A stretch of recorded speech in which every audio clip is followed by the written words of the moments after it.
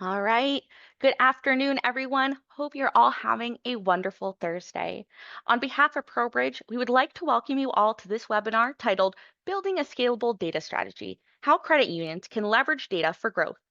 Today, ProBridge's AVP of Data Management and Governance, Satya Chakravarti, will be having an exciting conversation with Michael Scholl, who is the Director of Data Analytics at Chartway Federal Credit Union. During the session, they'll chat about how credit unions can design data governance, architecture, and stewardship plans that build trust, deliver value, and create a scalable foundation for future success. But before we jump in, we would like to go through a few housekeeping items. First, this webinar is being recorded and it will be made available to you all after the session concludes. Second, due to the large audience, the phone lines have been muted. And lastly, we want to hear from you. There will be a Q&A at the end of the conversation. If you think of any questions during the duration of this webinar, please feel free to type them in the Q&A box and we will do our best to answer. You can also answer yes to the poll that is on the screen right now, and one of our team members will reach out to you soon after the webinar concludes to discuss the topics within the session. Thank you again for being here for this ProBridge webinar. Without further delay, here's Satya and Michael. Thank you, Casey. Good afternoon, everybody, and welcome to today's webinar on data strategy and its role in shaping the future of credit unions. As we all know, the financial services industry is going through a transformation driven not just by competition, but by members' expectations, as well as the explosive growth of data and AI. At the heart of this evolution is data. Not just how much we have, but how we are leveraging data to get the business outcomes that organizations require. A strong data strategy is no longer optional.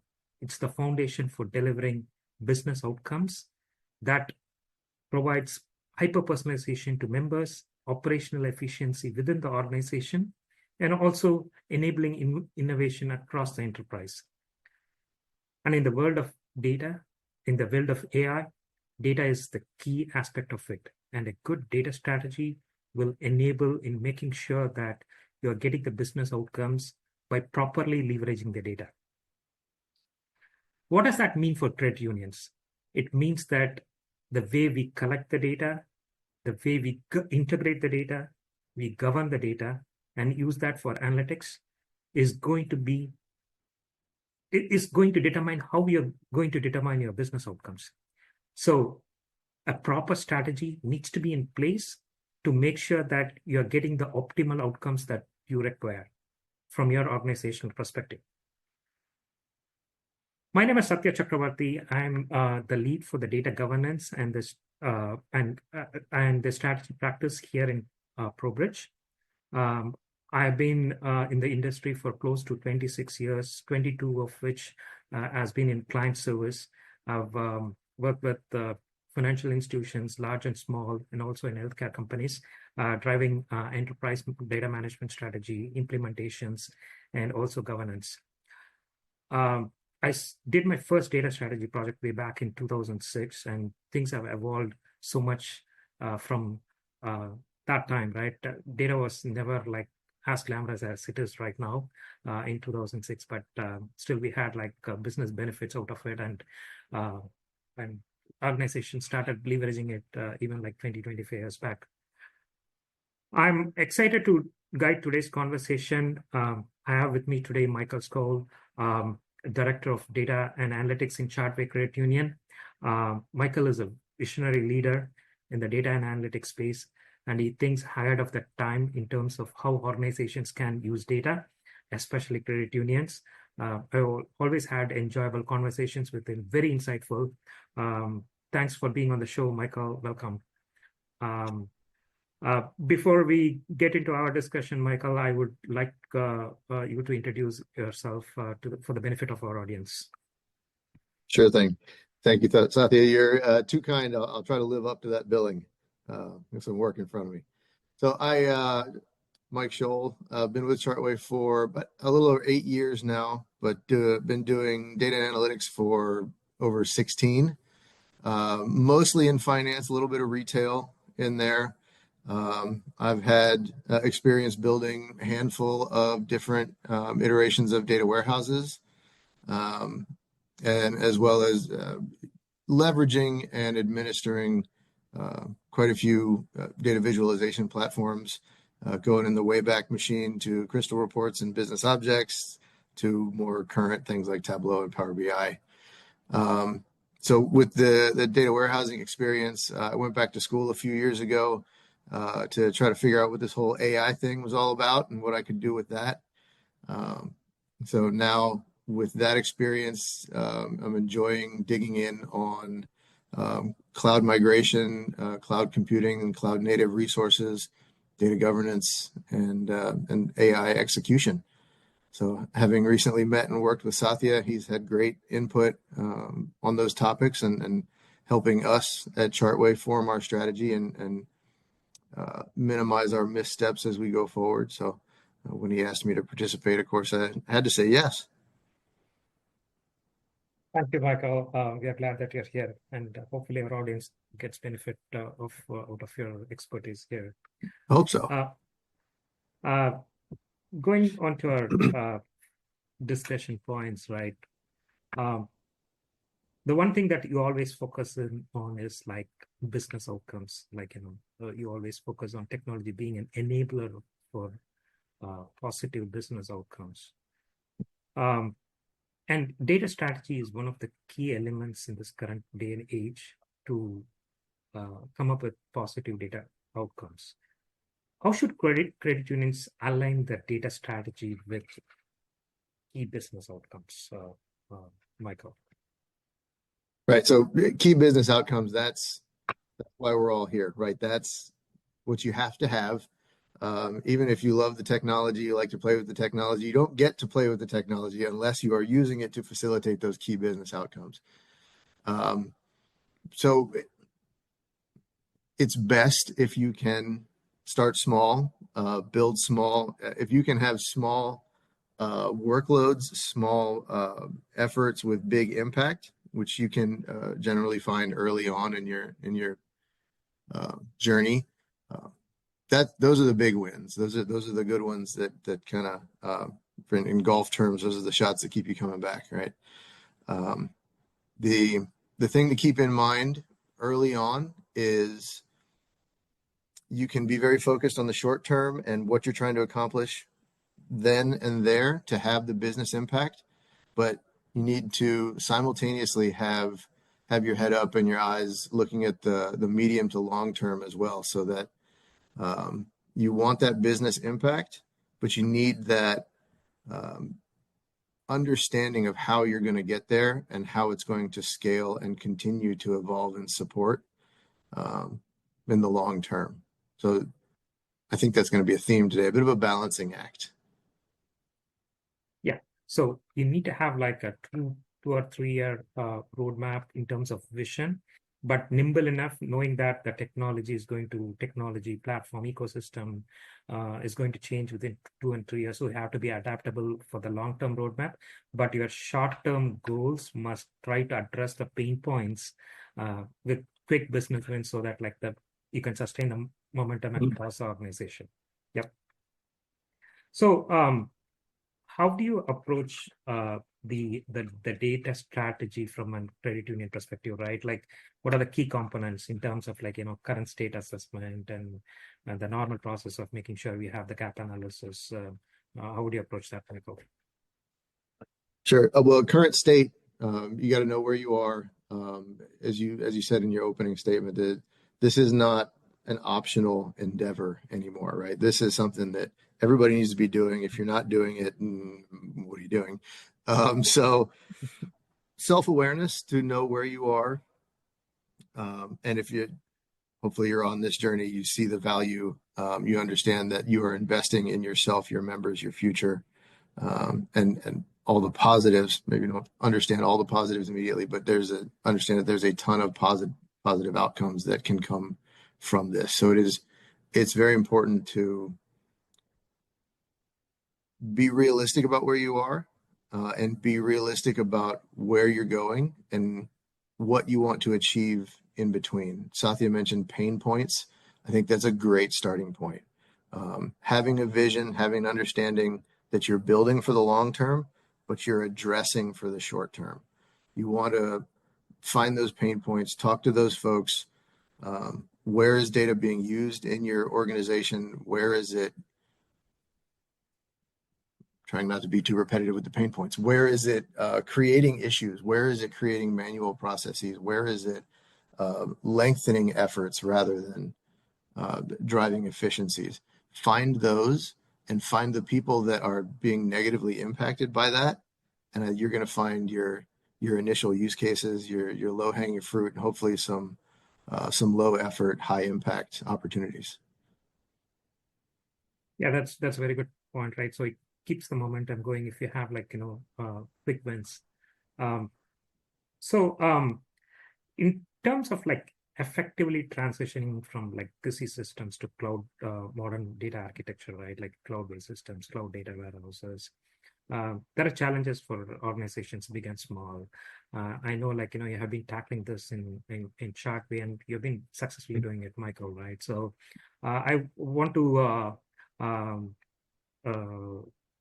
give your inputs to the audience for the benefit of the audience on how you're successfully planned the transition from a legacy system onto a cloud-based analytics system, right? So Sure. The planning can be fun, right? The strategy part, the figuring out the new technology. But you have to be realistic about your planning. You have to recognize that it's got to be flexible. The farther out you're planning, the less specificity you really need or even should have. Because if you're getting really granular with your long-term plan, I would say you're wasting time, because there's going to be so much change and growth and evolution in that short and medium term that overly granular long-term planning is not in your best interest, not your best use of your time. But again, it's having your feet under you, knowing where you are and where you're going, right? What decisions has your organization already made that is going to give you some direction, right? Have you made a selection about a cloud provider, right? Are you a Microsoft shop? Are you Google, Amazon, et cetera, or unknown at this point? Is there any appetite for going into the cloud? And if not, why not, right? Is it a lack of understanding? Is it risk averse perspectives? And who do you need to address to begin having those conversations? So I've been hearing some new terminology to traditional data warehousing versus modern data warehousing, which kind of piqued my interest. I have been doing traditional data warehousing for most of my career, and now leaning towards and trying to understand the benefits, efficiencies of modern data warehousing, which comes with cloud native tools, a lot more Python usage, a whole lot less SSIS, things like that. We're a Microsoft shop, so have that flavor. But looking into your Databricks, your Kubernetes, Fabric, these types of technologies.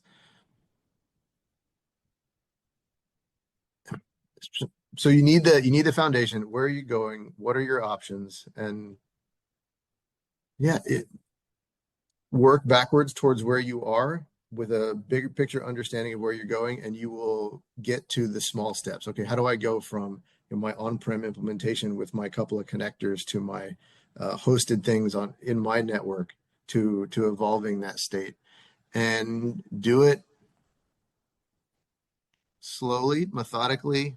I'm not a big fan of throw the switch and everything's all of a sudden different. That's asking for trouble in my experience. So evolve. Don't make big sudden changes. If you evolve, your skills will evolve with it. Your team will evolve with it. Your organization will evolve with it. And you can manage the change. And I think that's a huge aspect of going from a legacy implementation to a new cloud-based one. Yeah, slowly build the muscle is what it is, right? So, and again, it gives you that learning experience, and not only from an operational aspect, but your resources also get trained and then get better at it. And you can also make sure that again, a lot of these credit unions have multiple ancillary systems, which are like from different vendors. So you have to work with each one of them to make sure that there is a seamless transition from a native data warehouse environment to a cloud-based environment. A very good point there, Michael. Yeah, go ahead. One more thing about you'd rather do it right than do it twice. Yeah, about the pace of change and making sure you understand what you're getting into. Yeah, yeah. So sticking on to that point on like business outcomes, right? What do you feel is the use cases that typically deliver ROI, fastest ROI for credit unions, Michael? Fastest ROI for credit unions. So I don't know if it's going to be the same for everybody, but I would say look for those pain points and look for those people that are ready for change. And what are their pain points, right? So in any time you're going through something like this, people don't like change. Change is hard. Some people don't like new things or changing the way they've been doing things. But it's a sliding scale, right? Some people are ready for change. Some people aren't dug in on the way they currently do things. So look for folks like that you can partner with that are open to change, that are open to doing it differently, hopefully doing it better.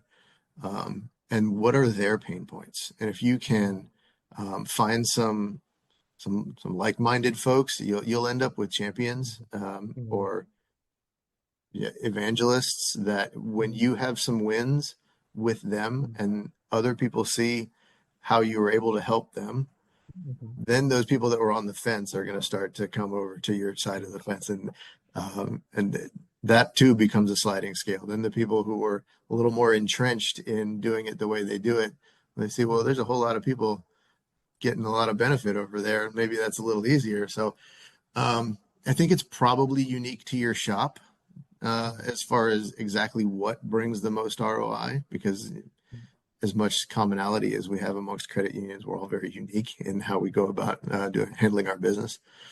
So I would say look for those people who are open and ready and supportive, and we'll let you work through and help them.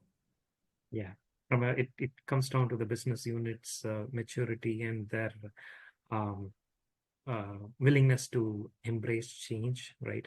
And again, as you said, like, each one of the credit unions are different, right? And again, as I said, like, leave alone credit unions, right? In the financial industry space, none of the strategy projects that I've done has been similar. Like, each one of it has been always unique, right?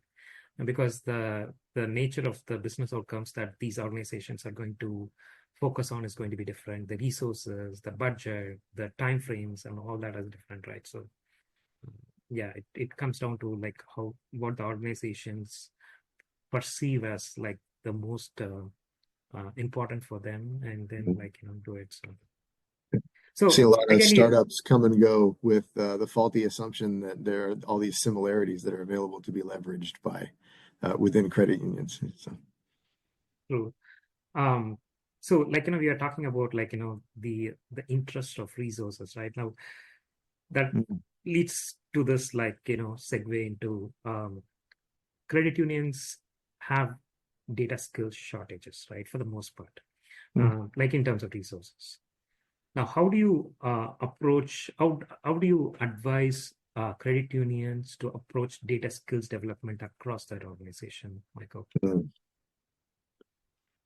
So from a training and education or skills development for your data team specifically?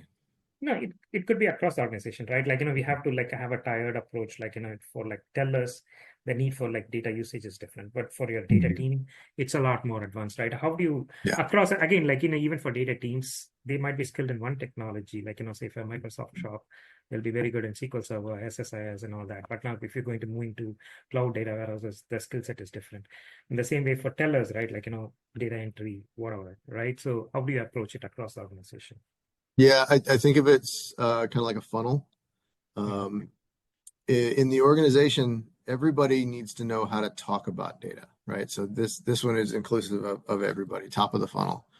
And so starting a program, internal training, I would say, for how do we talk about ourselves, right? How do we talk about our organization? How do we talk about ourselves? What do these generally used terms mean? What is a snapshot? What is a process data? What is a member? How do we define a member, right? That's worth doing for just about everybody. I would say for everybody, but you could get into the minutia there. And then from there, you get into, okay, you've selected maybe your enterprise data visualization platform. And so how do you use that? Where is it? What is it? People are always afraid of, I don't want to break it, right? I'm not afraid to touch it because I don't want to break it. So how do you use it? Where is it? Confidence that you're not going to break it. If you change something, how do you reset filters? These sorts of things.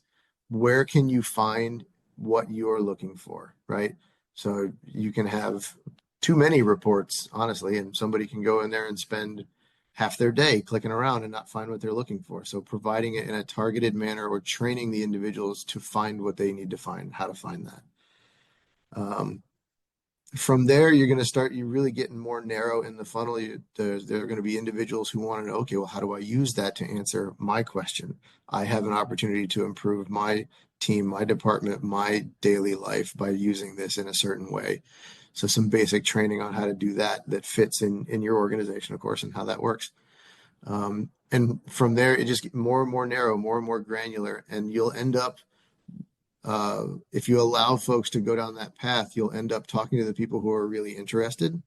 And then it becomes a question of, is it really your job function or are you just interested? But you can get into how to build Power BI very specifically, and using our example, which means, how do you write DAX? How does the model work? How do you query the data warehouse?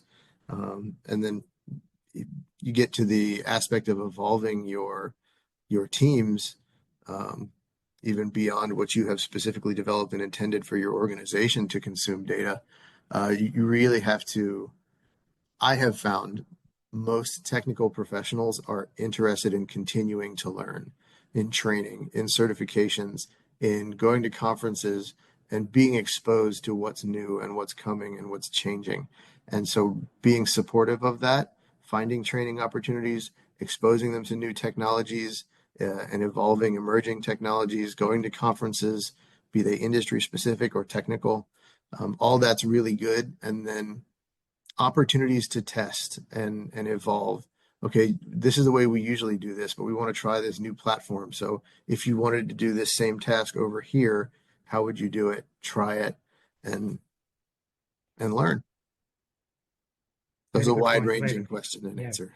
Yes, no, you are spot on when you say that, a lot of professionals, they want to keep updated with their knowledge, by attending conferences, going to seminars, a lot of people attend webinars, a lot of people I've seen, allocate time to 1 hour of their schedule to just go through YouTube videos. I know people they're dedicated, they have their Fridays mornings dedicated for looking at some content and all that. So even very busy and productive people, right, they do that, so which is good.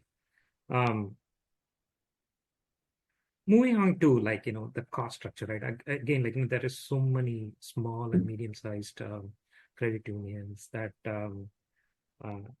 have very limited budget, right? And again, in this day and age, in terms of where data is going to be fed into AI models, there is a huge amount of cost calculation that needs to be made, because some organizations, they don't realize that going to cloud is not as cheap as it seems, though it will eventually eliminate the operational cost, right? So what is your advice to credit unions to build an effective data infrastructure with the limited budget, Michael? Yeah. Everybody's got a limited budget, right? And no matter how big you are, everybody's got a limited budget. No, it's not enough. That's what it is. Never. So start with the understanding that it's all expensive, right? Whether you build it in-house on-prem or going to the cloud, I don't think there's a quote unquote cheap way to do it. right?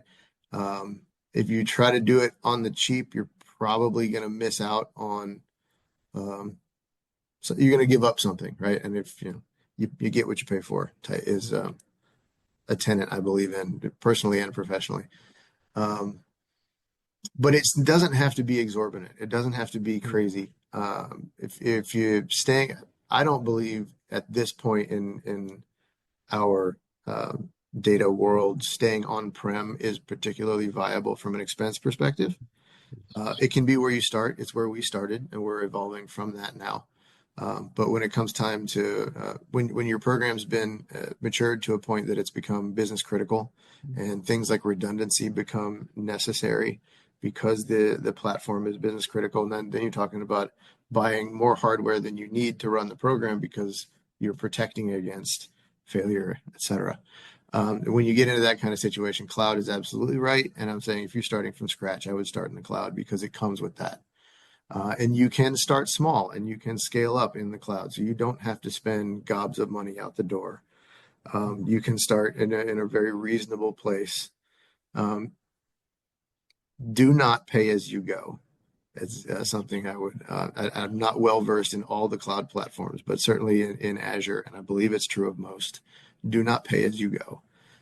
They have savings plans, reservations for periods, reasonable periods of 1 and 3 years. When we're talking about technology, those are pretty reasonable periods of time. And you can get significant savings. You're talking 40, 50, 60% savings versus the pay-as-you-go approach. So do look at that, be aware of that, take advantage of that, make sure you're talking to your rep so that you are fully taking advantage of everything they offer. Because again, from the Azure perspective, they want you in the cloud. They're going to try to do what they can to get you there. They're going to help. And it's not all sales stuff. That doesn't mean that there's a gotcha at the end. I don't work for Microsoft. I'm not getting anything by advocating for that.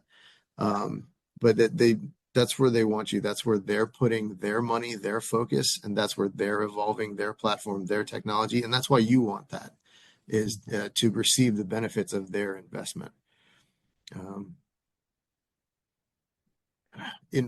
Do invest in the security of it. Do it right. Again, have somebody come behind you and check, bring in a third-party auditor or something like that, analyst, consultant, to say, what did I miss? What holes are there in my configuration if it's new to you? Those sorts of things I would say. But on the reservation plan, I believe you can scale it up without missing out on anything. You can't scale it back. So that puts you with an incentive to start in a reasonable position for a reasonable amount of time. And as you need more is available. Right. So yeah, you brought a very important point. I think like in the audience has heard through what you mentioned, right? Just make sure that you do your upfront analysis, because as we have seen in the industry, and as Michael was saying, we have seen like 40, 50, 60% reduction in cost if we do our upfront analysis well, right? You don't really need to go with pay-as-you-go model, but that will end up being very expensive. So what we would advise to the audience who are in a decision-making capacity for like cloud infrastructure or cloud data platforms, to make sure that take your time, talk to multiple reps to get the correct model that's going to work for you, and then try to come up with a budget for that. Like, you can have like 2-year, 3-year plans that gives you a lot of cost benefits in this space. So moving on to AI, right? Like now that's the big topic. But as Michael, and like a lot of our audience also knows, like if you have been in this financial industry space, right? Like, I get these questions all the time when I meet with executives of credit unions, right? What am I missing out on ML or AI? What am I missing out in like the current generative AI? The one thing is like, whether people know it or not, financial institutions have been using machine learning and AI for the past 15 to 20 years at least. If you have been using any sort of a credit risk modeling, if you're using like FICO scoring, you have been using machine learning under the hoods. I mean, that's the fact, right? Like FICO introduced machine learning models for the scoring way back in 1989, right? And like, at least like, from the 2000s when financial institutions have been using risk modeling, they have been using some sort of AI, right? But now with LLMs and all the hype that's going on, how would you see organizations getting their ecosystem set up for AI, right? What are the key things that needs to be done? Michael. Sure. AI needs data, lots and lots of data, all the data. So that if you're preparing for AI, you need to have your data ducks in a row. Have a good foundation, have some data quality metrics, processes, checks, etc. If you have a data governance program working, I'm sure we'll get to that in a little bit, that helps, right? You have your arms around it, have your feet under you, whatever analogy you want to use. AI needs data, and so you need to have your be prepared to leverage that as an asset for how you want to move forward in that space. True. And the key thing here is making sure that the foundational aspects of data management is set in place. As I always advise my clients, it's analytics, AI, machine learning is cherry on top of your foundational data. And 80% of good and sound data management is dry and boring stuff, which is like making sure your metadata is right. You have a consistent definition of what a member is. You have a consistent definition of, for example, term date for a CD product, right? If it's consistent across, all your reports will be consistent across business units. So there will be credibility of the numbers that's being put together to your management. And that also for organizations that are under regulatory compliance, that gives you a sound foundation to make sure that you're not missing anything from a regulatory standpoint. So the key thing to everything is foundational data management for AI. There are many tools in the market right now, especially in the past like 12 to 18 months. We have seen many tools that are plug and play. All you need is like 2-3 week sprints or like 2 week sprints to plug and play your analytic, even machine learning models. And also like even AI models, like some of them are like, documented so that like, you, in case there is like a regulatory question, like, what exactly is going into the model, because now they have come up with what is like domain specific models for subject areas. That can be plugged and played, like that can be easily happening in like 2 to 4 week time frames, right? So, but the key thing is you need to have your foundational data correct and without any noise, so that you don't end up like feeding bad data and getting bad outputs, right? Like we have seen it from some credit unions getting called out for having bad data feeding into models and giving them bad results, right? So. The old adage is still true: garbage in, garbage out. True. And how would you approach like AI implementations, Michael, like for the benefit of our audience before we get into the governance stuff? Well, AI implementation, that's something that we're actively working on ourselves. So for internal development, that's an active project for us. We're doing some internal development, we're writing our models, testing. We're having a little competition to see which of our analysts can come up with the most accurate model for the purpose we're pursuing. But then what I've been thinking about beyond that is operationalizing these and how you get them integrated so that they're trained and they're ready. You feed them data on a regular basis. You're capturing the output and able to leverage that output. And then say it's a propensity model, right? And your marketing team needs to know the winning model from our analyst says that this person should be offered this widget. And so getting that data to them, capturing it, getting it back in the database, getting it in a report or a list over to them, or even into your automated marketing system, hopefully you have, fitting it into your existing sort of infrastructure process, ETL, your import export, how do you do that? But then also specifically a concern with the models and productionalizing and operationalizing the models is monitoring them so that you're sure that the quality of output remains within expected tolerances. So when you publish it, you're very confident in how good it is. The first time it runs, it should be right there with what you built and what you expected. But you need to have given some thought, not necessarily policy, long term is probably a policy. How much are we willing to let a given model walk away from its original? Do we have a lower threshold? Do we have a threshold from the starting place of the model? For retraining thresholds, do we retrain without that testing necessarily? Just automatically retrain monthly, say. But then you need to be monitoring your evaluatory metrics for making sure that what you're putting into production and therefore the results you're getting out of it are valid and appropriate. Otherwise, you're either wasting time or of your marketing and their dollars, right, for campaigns. You don't want to waste that, certainly. Or you could be off the mark with what it is you're trying to predict, and you'd be offering people something unhelpful or worse.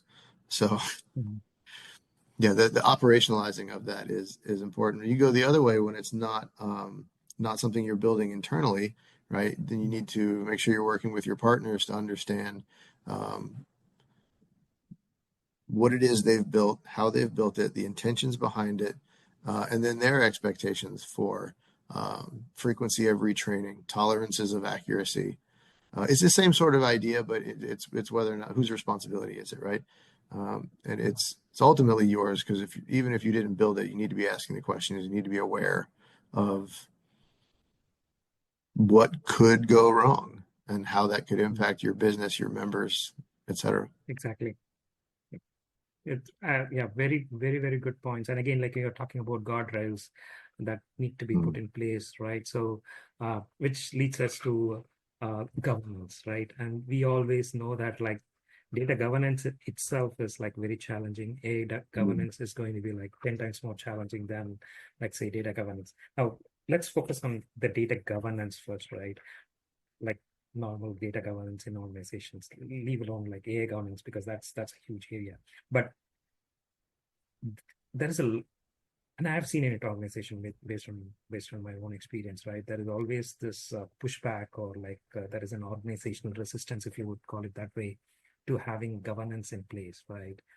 How would you overcome that, Michael? Sure. Great segue, by the way. It's almost like we planned it like that. So nobody gets excited, probably the folks on this webinar included, when you say, well, now we're going to talk about data governance. You usually get a lot of, oh boy, people lean back, people sigh. It's generally not an exciting topic, and I apologize if anybody on here does find it exciting. Very dry, but very important topic is what it is. That's what I keep telling people when I talk to executives about it. So, right, it's a dry and boring subject, but it's what is going to be the key for your organization. It can be, and I think it's certainly perceived as dry and boring, but it can be super impactful and helpful. And I think because of that, it can actually be. It's the most important thing, actually, exciting. right? So, no, it's the most important thing. Like, I have seen like organizations not able to define what a member is for like 3 to 4 weeks, right? And then it took 4 weeks to like define. Again, this is not a huge organization, like 6 business units. For them to define what a member is, it took 4 weeks for them, right? So yes, yeah, it's metadata definition. That's what it is, right? So that was one of the first things that we did when I got to Chartway was define the member. Okay, you ask different people, you get different answers. We need an organizational agreement on this. We wrote it up in a document, had our COO sign it, so that we could always go back to it anytime anybody questioned it. It's like, nope, there it is. It's on the wall, framed and signed right there. But people push back, I think, in part because of maybe a lack of understanding.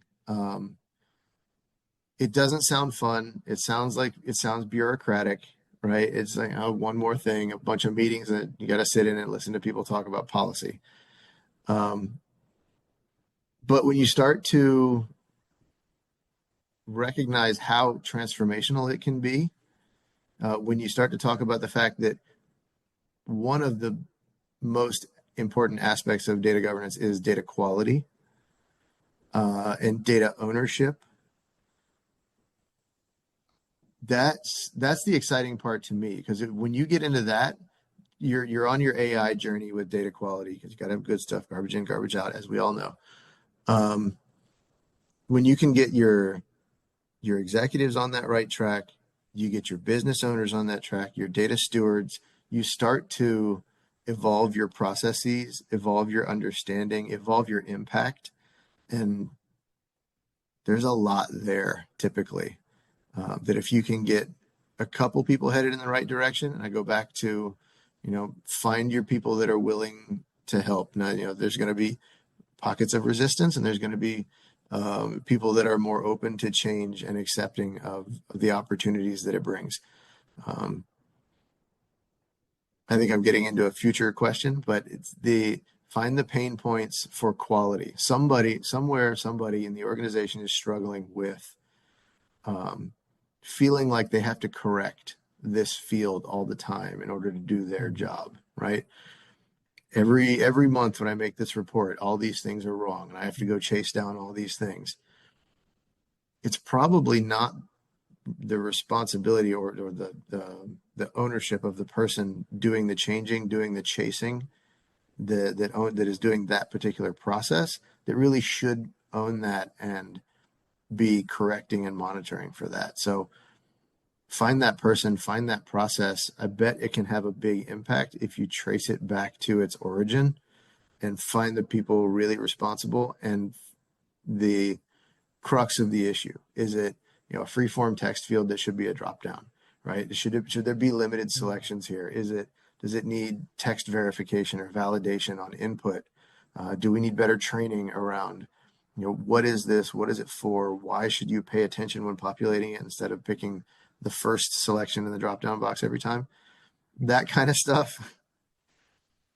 It gets really granular. I know we went from here in data governance to down here in the drop down box, but that's why it can get exciting, and that's you can have some pretty big impact there, which No, is it definitely yes, because at the end of the day, granular interpretation or definition of data and how it's being handled in case of anomalies is what is going to make a lot of difference, right? And one of the key points that you made is the business units needs to start owning the data in terms of making sure they know the data better. IT can pretend to know the data because they have access to the data, but time and again we have seen that all the edge cases can be handled only by business inputs. Business knows it well, right? So at the end of the day, business needs to own the data. That is one of the key tenets of data governance. And they also need to have the executive support, right? Can you talk about the executive support for making sure that data governance activities are implemented? Yeah, you triggered another thought there with your statement that some of the pushback comes from everybody has a 40-hour-a-week job already, right? Everybody's already busy, and now you're going to say, the business owner sees this and now you're going to give me more to do, and rarely does that come with additional headcount to accomplish the goals, right? So you get some pushback there, and you also there's oftentimes an incorrect assumption that it's the data team's responsibility, right? They're the ones dealing with the data, collecting it. They should just go ahead and fix it and manipulate it when they see it on the way in. The problem with that is that's a never-ending. You're not solving the root of the issue, right? You're always going to have your data team chasing issues that they can't control and really ultimately can't fix, and it'll be constant, and you won't have the impact. Your data team can be more impactful by evolving the platform, evolving the product, incorporating new data, and providing value in other ways than chasing those sorts of inappropriate values, trying to clean up data that they can't control. To that end, the pushback from additional work, both from the business owners and common assumption that it's the data team's role for that. That's where the executive leadership comes in. You have to have that executive at the top that understands why it's important, right? That gets this conversation that we're having, that it's not the data team's job to chase every misspelling or improperly formatted phone number or what have you, right? They have to understand the big picture, and they have to be willing to support going about this the right way. And it's with that support and that champion that you bring this idea to your business owners, right? Because they're the ones that are the stewards. They're the ones that are the data owners. Whoever, it's the people entering the data. It's the person responsible, the lending person who's responsible for the applications coming in, right? That's where the ownership resides for that, not downstream after it's been entered, after it's been collected. The controls that you can put on the entry point, the cleaner and the better and the higher quality the data can be at its origination, at its inception, that's how you make life better for everybody downstream. And if you have to have executive support, because without executive support, you get no traction when you go to the other units in your business and say, hey, we need to do this for the betterment of all credit union kind. We have to attack this in this way. And you get your pushback if you don't have proper support. Yeah, true. See, and one thing that I've seen in my own experience is like very well implemented data governance programs like start from a top-down approach. Once people see the benefits, it becomes slowly a bottom-up approach. Like, people at the rank and files fix the data. They make sure that the steering committee is notified and all that stuff, because they know the importance of trying to fix the data at the source where the issue is as much as possible before it comes and impacts the downstream systems. Moving on to our final question, right? How would you evaluate the success of a data strategy implementation or data strategy? How would you measure that before we move on and take questions from the audience? Ooh, okay, so measuring the impact of success of a data strategy initiative. So you have to have some measurable goals, have some measurable results, right? KPIs. We talked at the beginning about the business impact, right? Although I am a fan of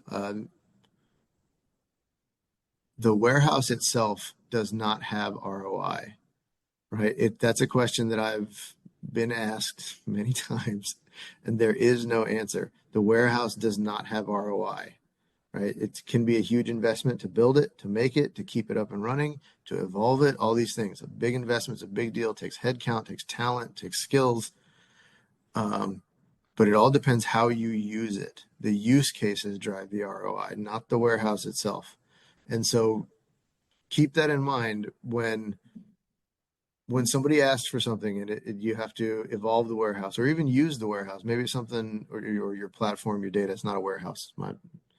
In my world, it's our warehouse. But however your data product is presented, understand the ask, understand the impact, and get from the requester measurable metrics so that you can, when it's successful, when it's successful, you can turn around and say, this is the benefit that was provided to the organization using our data platform that was driven by our data strategy initiative. Because you can have the coolest warehouse in the world if you don't use it. Yes. It's just a hole in the cloud into which you throw money. You are very spot on when you said that, like, at the end of the day, how you use your data within your data warehouse is what is going to determine the ROI such data. The one thing that teams, IT teams, data teams, business teams can do is like, funnel the data into a common data structure in a data warehouse, but people need to know what is in there, how they can use it.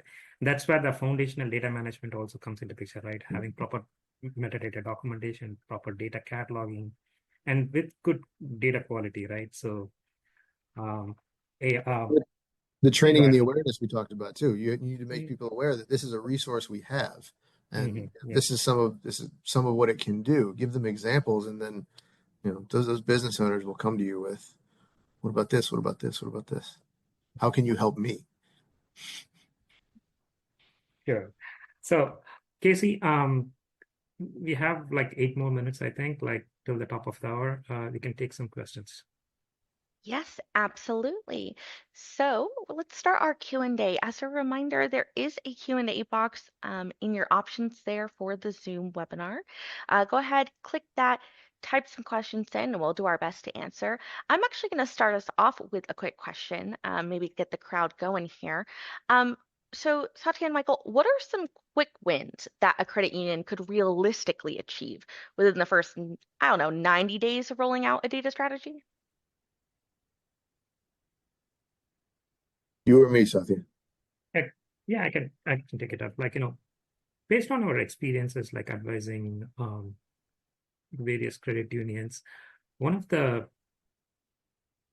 the easiest way to having quick wins is having a list of pain point reports that the credit union currently uses. Again, when we do the current state assessment, that will easily come out, right? That is one of the first things like business units will start talking to us about. Oh, these reports are like taking like 5 days a month to generate it. We have to clean the data for 2 days. We have to work on it for 3 days. Sometimes the technology platform runs for like a day. The ETL jobs run for a day or 2 days to come up with this report, and it's a pain, and we have like 2 resources working on it every month for like 5 to 7 days, right? Now, if you go and tackle that for that business unit and then like rectify that report, which basically can be done seamlessly within a day or so, that's a quick business win, and that will carry the momentum from one business unit to the other business unit, and that's how successful programs evolve. So I would say start off with pain points in terms of anything, it could be a pain point report, it could be a pain point calculation, it could be like an ETL job that's giving you nightmares in terms of getting the data loaded. Try to focus on that and try to get it sorted out, and that will essentially give you a quick win. Michael. I'll add on to that. What I'm thinking about is in that early stage, if you can build trust, I think that's a huge win. So if you can replicate reports that business owners are using, they get this report from the system of record directly and they look at it all the time. If you can match that and provide it from the warehouse, hopefully, or your data product, whatever it may be, you can potentially remove the need for them to run that, provide it to them in a different way, and create trust with the business owner that they can go to this other place and use this because it does match. It is the same. You're showing the same thing. So trust is huge. Nobody's going to use it if they don't trust it or if it's not right when they go to look at it. So understand what they're looking at, replicate what they're already doing in the place where you want them doing it, vice where they've always done it. Awesome. Thank you guys. I do see another one in here. Somebody's asking, how long does it take to implement a data governance framework? How long does that take? Satya? Yeah, I can take that. So it depends on the size of the organization, right? Again, number of business units that you have, the level of expertise, subject matter expertise within the organization, and it's the size of the organization, the number of business units, the number of subject matter experts who can act as like data stewards and who can drive the transformation. So it totally depends on like the size of the organization. That's what I would say, right? Like if you want an example, right? Like if a credit union has like 6 business units, and like 6 different departments, 3 of them are very mature and they're big enough, then and 3 of them are like small, and 3 of them are like not mature enough, and they have like only one subject matter expert in those three, what I would call like yet to mature departments. So you have a total of 4 data stewards that have to come to an understanding of how things have to be fixed, right? And to put an organization like that, it takes anywhere between like 2 to 3 months to have a perfect flow of like how data gets fixed and operationally uh, uh, like move to production. But if it's going to be a huge organization having like, 10 or 12 business unit, it takes anywhere between 8 to 12 months to have a mature data governance organization. So we have seen it in a couple of big credit unions, like in terms of asset size, they are the number within the number top 5. And so it took like 8 to 12 months for data governance organization to be put in place. But for a credit union with the asset size of like less than $2 billion, and with like 4 or 5 business units, we were able to have a successful governance organization within 3 months. So again, it depends on the culture and more importantly, the subject matter expertise within the organization. Michael, do you want to add to that? Sure. Everybody's favorite answer, right? It depends. Unfortunately, it's true, but it's also that how long does it take makes me the first thing that comes to mind is when's it done, right? But it's kind of never done. It's a marathon. It's not a sprint. Your data platform is done when when you're not doing business anymore, when you're not evolving, when you're not adding to it. It's like, how do you stop all fraud? You stop doing business, close your doors. So it's, how do you get it up and running? How long does it take you to get it up and running? I think minimally, if you have your executive support, you can pull together your business owners, as Satya was saying, however many that may be, smaller for some, larger for others, and say, hey, this is a thing we're starting.